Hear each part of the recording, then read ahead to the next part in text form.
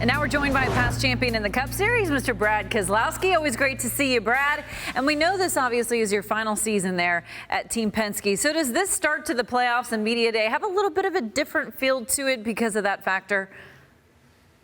A little bit, yeah. There's a little bit of sentimental feel for sure, Kaitlyn. My last race or last playoff run with Team Penske, but we're still glad to be in the playoffs and have that opportunity to win another championship together. I think as we look kind of ahead, these runs are, they're special in each and every way. And at the end, there's kind of a big pot of gold with that championship trophy. And if there was a way to go out, going out of Team Penske with a second Cup championship and a trophy in Phoenix would be the best of outcomes.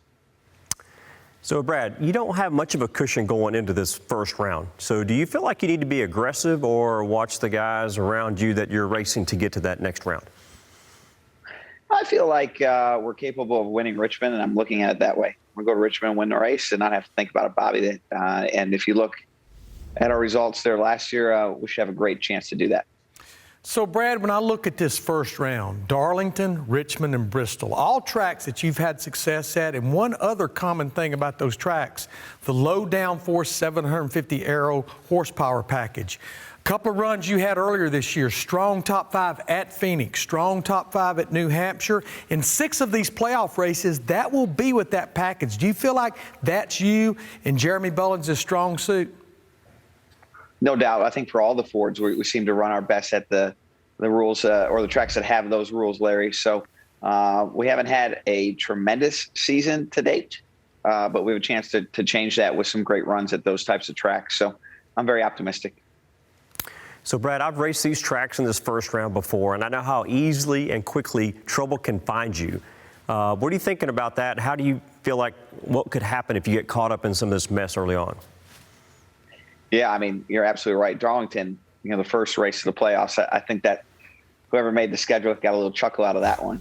Hey, let's start the playoffs off with, maybe the toughest track ever made. And let's see how these guys can handle that. But no, it's part of the challenge. It's the same for everybody. And that's a good thing about it, Bobby. And, when I look specifically at Darlington and, just how narrow it is, how treacherous it is to begin with, then you add the playoffs on top of it.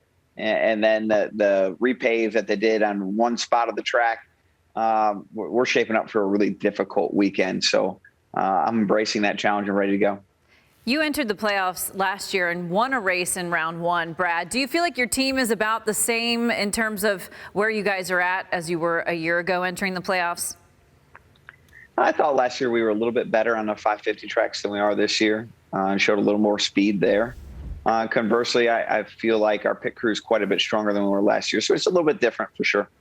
Well, Brad, it's great to hear from you. We are wishing you all the best as you go after another title in the Cup Series. Thanks for your time. Best of luck to you. Good to see you guys. Take care.